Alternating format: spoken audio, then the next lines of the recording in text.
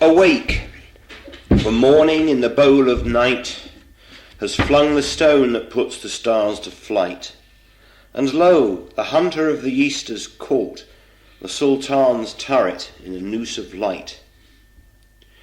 Dreaming when dawn's left hand was in the sky, I heard a voice within the tavern cry, "Awake, my little ones, and fill the cup before life's liquor in its cup be dry." And as the cock crew, those who stood before the tavern out shouted, "Open then the door, you know how little while we have to stay, and, once departed, may return no more." Now the new year reviving old desires, the thoughtful soul to solitude retires, where the white hand of Moses on the bough puts out, and Jesus from the ground suspires. Iram indeed is gone with all its rose, and Yamshid's seven-ring cup where no one knows. But still the vine her ancient ruby yields, and still a garden by the water blows. And David's lips are locked, but in divine high-piping Pehlevi with wine, wine, wine, red wine, the nightingale cries to the rose, that yellow cheek of hers tincarnadine. Come, fill the cup, and in the fire of spring the winter garment of repentance fling. The bird of time has but a little way to fly, and lo, the bird is on the wing. And look, 1,000 blossoms with the day woke, and 1,000 scattered into clay. And this first summer month that brings the rose shall take Yamshid and Kaikobad away. But come with old Khayyam and leave the lot of Kaikobad and Kaikosru forgot. Let Rustum lay about him as he will, or Hatim Tai cry supper, heed them not. With me along some strip of herbage strown that just divides the desert from the sown, where the name of slave and sultan scarce is known, and pity Sultan Mahmud on his throne. Here with a loaf of bread beneath the bough, a flask of wine, a book of verse, and thou beside me singing in the wilderness, and wilderness is paradise enow. How sweet is mortal sovereignty, think some, others how blessed the paradise to come. Ah, take the cash in hand and wave the rest. Oh, the brave music of a distant drum. Look to the rose that blows about us. Lo, laughing, she says, into the world I blow. At once the silken tassel of my purse tear, and its treasure on the garden throw. The worldly hope men set their hearts upon turns ashes, or it prospers, and anon, like snow upon the desert's dusty face, lighting a little hour or two, is gone. And those who husbanded the golden grain, and those who flung it to the winds like rain, alike to no such aureate earth are turned, as, buried once, men want dug up again. Think in this battered caravanserai, whose doorways are alternate night and day, how sultan after sultan with his pomp abode his hour or two, and went his way. They say the lion and the lizard keep the courts where Yamshid gloried and drank deep, and Bahram, that great hunter, the wild ass, stamps o'er his head, and he lies fast asleep. Sometimes I think that never blows so red the rose as where some buried Caesar bled, that every hyacinth the garden wears dropped in its lap from some once lovely head.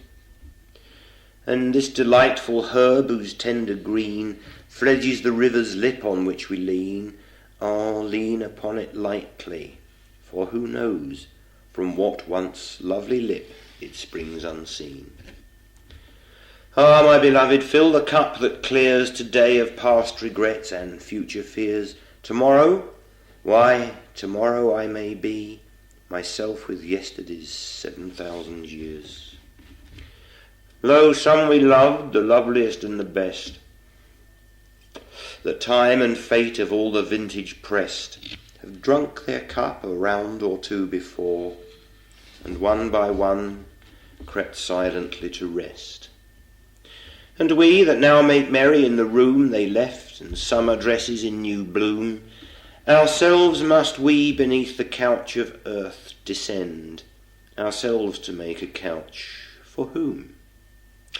Ah, make the most of what we yet may spend, before we too into the dust descend, dust into dust, and under dust to lie, sans wine, sans song, sans singer, and sans end. Alike for those who for today prepare, and those that after a tomorrow stare, a muezzin from the tower of darkness cries, fools, your reward is neither here nor there. Why, all the saints and sages who discussed of the two worlds so learnedly are thrust like foolish prophets forth, their words to scorn are scattered, and their mouths are stopped with dust. Oh, come with old Khayyam and leave the wise to talk. One thing is certain, that life flies. One thing is certain, and the rest is lies. The flower that once has blown forever dies. Myself when young did eagerly frequent doctor and saint, and heard great argument about it and about, but evermore came out by the same door as in I went. With them the seed of wisdom did I sow, and with my own hand laboured it to grow. When this was all the harvest that I reaped, I came like water, and like wind I go. Into this universe, and why not knowing, nor whence, like water willy-nilly flowing, and out of it, as wind along the waste, I know not whither, willy-nilly blowing. What, without asking, hither hurried whence, and without asking, whither hurried hence? Another and another cup to drown the memory of this impertinence. Up from earth's centre through the seventh gate I rose, and on the throne of Saturn sate, and many knots unravelled by the road, but not the knot of human death and fate. There was a door to which I found no key, there was a veil past which I could not see. Some little talk a while of me and thee there seemed, and then no more of thee and me. And then to the rolling heaven itself I cried, asking what lamp had destiny to guide her little children stumbling in the dark, and a blind understanding, heaven replied. Then to the earthen bowl did I adjourn, my lip the secret well of life to learn, and lip to lip it murmured, while you live, drink, for once dead you never shall return. I think the vessel that with fugitive articulation answered once did live and merry make, and the cold lip I kissed, how many kisses might it take and give? For in the marketplace one dusk of day I watched the potter thumping his wet clay, and with all its obliterated tongue it murmured, gently, brother, gently, pray. Ah, fill the cup, what boots it to repeat how time is slipping underneath our feet, unborn tomorrow and dead yesterday. Why fret about them if today be sweet? One moment in annihilation's waste, one moment of the well of life to taste. The stars are setting and the caravan starts for the dawn of nothing. Oh, make haste. How long in infinite pursuit of this and that endeavour and dispute? Better be merry with the fruitful grape than sadden after none or bitter fruit. You know, my friends, how long since in my house for a new marriage I did make carouse, divorced old barren reason from my bed, and took the daughter of the vine to spouse. For is and is not, though with rule and line, and up and down without I could define, yet in all I only cared to know was never deep in anything but wine. And lately by the tavern door agape came stealing through the dusk an angel shape, bearing a vessel on his shoulder, and he bid me taste of it, and 'twas the grape. The grape that can with logic absolute the 72 jarring sects confute, the subtle alchemist that in a trice life's leaden metal into gold transmute. The mighty Mahmud, the victorious lord, at all the misbelieving and black horde of fears and sorrows that infest the soul, scatters and slays with his enchanted sword. But leave the wise to wrangle, and with me the quarrel of the universe let be, and in some corner of the hubbub crouched, make game of that which makes as much of thee. For in and out, above, about, below, 'tis nothing but a magic shadow show, played in a box whose candle is the sun, round which we phantom figures come and go. And if the wine you drink, the lip you press, end in the nothing all things end in, yes, then fancy while thou art but what, thou shalt be nothing, thou shalt not be less. While the rose blows along the river brink, with old Khayyam the ruby vintage drink, and when the angel with his darker draught draws up to thee, take that and do not shrink.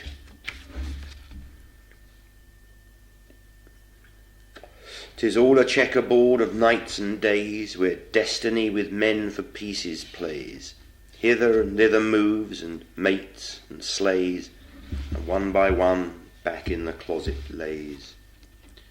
The ball no question makes of A's and No's, but right or left as strikes the player goes. And he that tossed thee down into the field, he knows about it all. He knows. The moving finger writes, and having writ, moves on, nor all thy piety nor wit shall lure it back to cancel half a line, nor all thy tears wash out a word of it. And that inverted bowl we call the sky, where under crawling cooped we live and die, lift not thy hands to it for help, for it rolls impotently on as thou or I. With earth's first clay they did the last man's need, and then of the last harvest sowed the seed.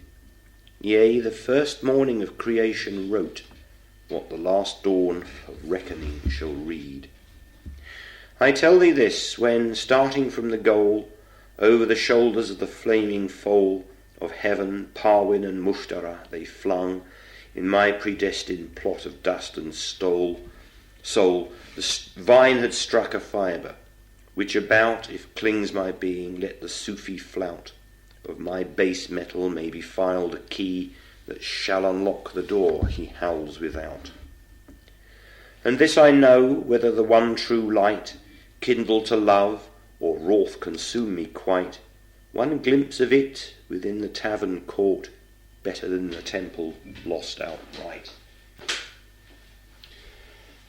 O thou who didst with pitfall and with gin beset the road I was to wander in, thou wilt not with predestination round enmesh me and impute my fall to sin. O thou who man of baser earth didst make, and who with Eden didst devise the snake, for all the sin wherewith the face of man is blackened, man's forgiveness give and take. Listen again. One evening at the close of Ramazan, ere the better moon arose, in that old potter's shop I stood alone, with the clay population round in rows. And, strange to tell, among that earthen lot, some could articulate, while others not. And suddenly one more impatient cried, "Who is the potter, pray, and who the pot?" Then said another, "Surely not in vain my substance from the common earth was ta'en, that he who subtly wrought me into shape should stamp me back to common earth again."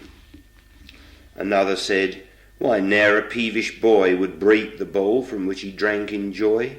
Shall he that made the vessel in pure love and fancy in an after rage destroy?"